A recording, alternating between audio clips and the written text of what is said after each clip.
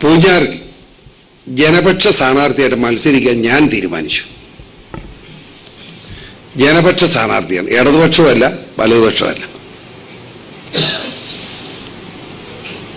Secular party പിന്തുണ പ്രഖ്യാപിച്ചിട്ടുണ്ട്. പൂഞ്ഞാറിലെ ജനങ്ങളുടെ പിന്തുണയാണ് എനിക്ക് ആവശ്യം. ആ പൂഞ്ഞാറിലെ ജനങ്ങളെ കഴിഞ്ഞ വർഷങ്ങളോളം ഞാൻ പരിചരിക്കുന്ന അവരുടെ ഒരു ദാസ്യവൃത്തി ചെയ്യുന്നവനാണ്. പൂഞ്ഞാർ ജനതയുടെ ദാസ്യവൃത്തി ചെയ്യാണ് എൻ്റെ ജോലി. ആ ജനം 100% എന്നോടൊപ്പം ഉണ്ടെന്ന് വിശ്വാസം എനിക്കുണ്ട്. അതുകൊണ്ടാണ് ഞാൻ മത്സരിക്കുന്നത്. ഞാൻ ഇടതുപക്ഷ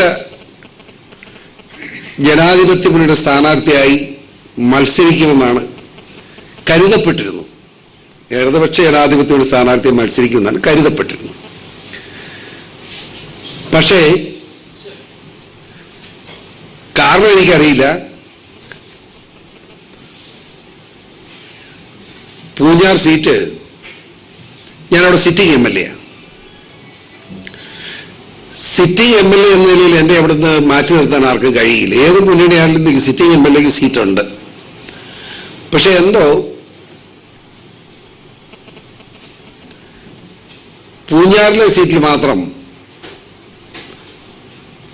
ഫാരിസ് അബൂബക്കർമാരും ചാക്ക് രാധാകൃഷ്ണന്മാരും സ്ഥാനാർത്ഥി നിശ്ചയിക്കുന്ന ഗതികേടാണ്.